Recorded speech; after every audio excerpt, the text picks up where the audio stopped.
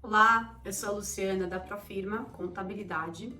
Nós somos especializados em construção civil e hoje eu trouxe um tema que eu acho que é bacana para muitas pessoas entenderem qual que é o caminho para você tirar a CND da obra, o habite, tudo aquilo quando você finaliza um empreendimento e você precisa finalizar a documentação desse empreendimento.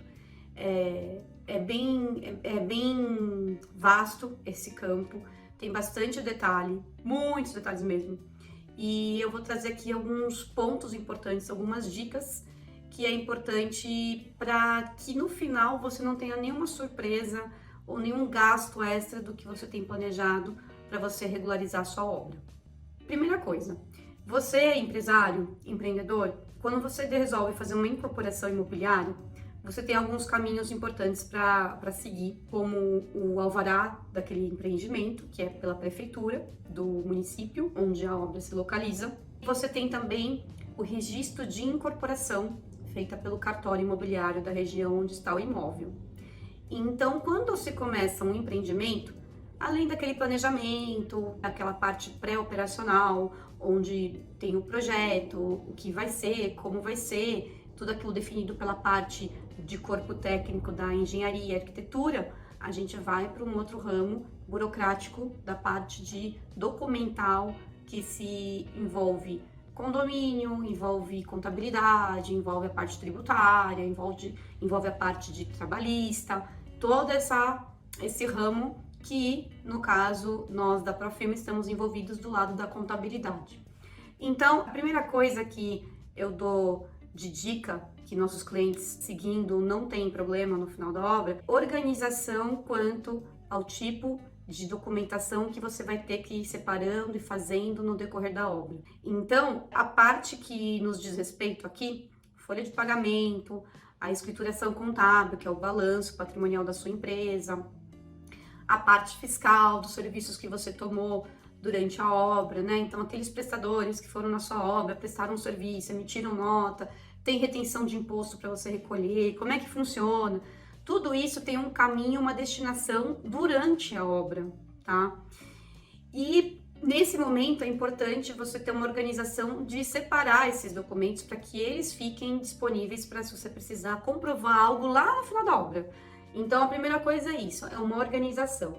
A segunda coisa que muita gente pergunta, quanto que eu vou recolher de INSS? Então, essa pergunta, a legislação prevê um cálculo extenso que pode mostrar para o empresário qual que é a contribuição mínima de INSS e de ISS. O INSS é com a Receita Federal, que é a CND da obra que a gente fala, e o ISS é a prefeitura, que ela vai emitir o habite se você tiver quitado esse cálculo mínimo.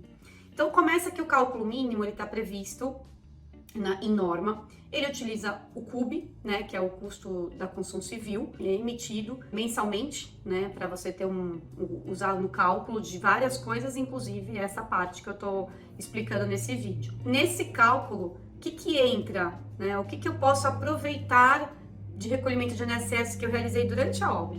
Então, a sua folha de pagamento, que é a sua mão de obra, os prestadores que você contratou, pessoas jurídicas, né, empresas, e eles emitiram uma nota, você fez uma retenção de INSS, essa retenção você vai recolher, também aproveita para esse cálculo.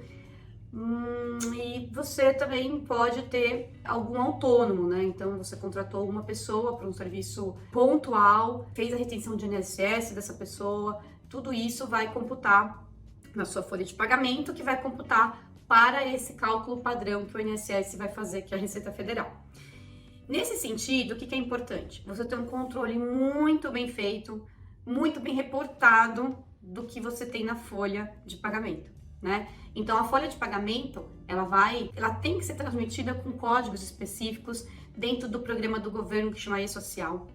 Esse programa, ele vai computando diretamente, já hoje é uma coisa automatizada, para o SERO, que é o sistema que vai tirar a CND da obra para você.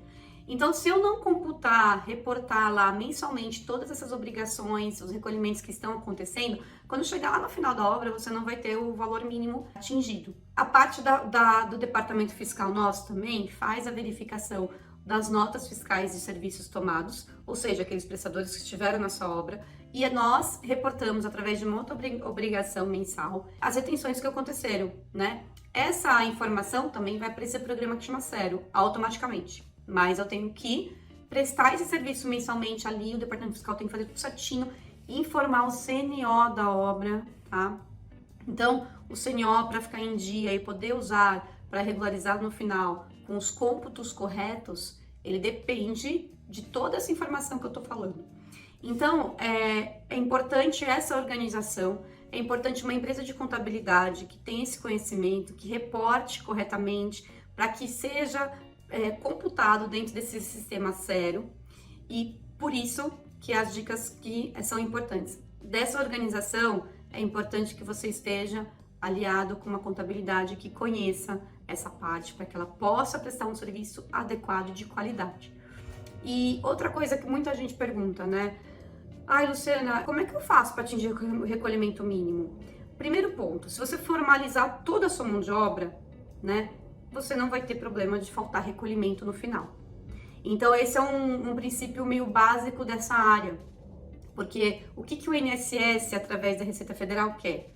Que as pessoas que você coloque dentro da sua obra estejam regulares, ou seja, estejam formalizadas com recebimento de forma onde o INSS está sendo recolhido e todos os encargos trabalhistas. Então, nesse sentido, o cuidado é formalizar toda a mão de obra. Se você tiver isso, você não vai ter problema no recolhimento da CND lá no final, não vai ter nenhum adicional para recolher. Agora, toda a mão de obra que você tem dentro de uma obra, até o acabamento, até a parte de marcenaria, é aproveitada? Não. O que o INSS entende é que o que é preciso para edificar aquele empreendimento é o que você vai ter de aproveitamento, tá? Então, é só um conceito simples para dar um direcionamento, para entender como é que está na legislação sobre o assunto. Não é um tema muito simples, eu sei. Aqui a gente tenta trazer de uma forma muito mais leve, né, sem muita linguagem técnica, mas é para trazer para vocês um pouquinho de um direcionamento. É um tema que tem muito detalhe, bastante. A lei, ela é bem extensa, ela tem muitas nuances, tipos de obra, se é obra com pré-fabricado ou não, tudo isso vai dar uma diferença nesse cálculo.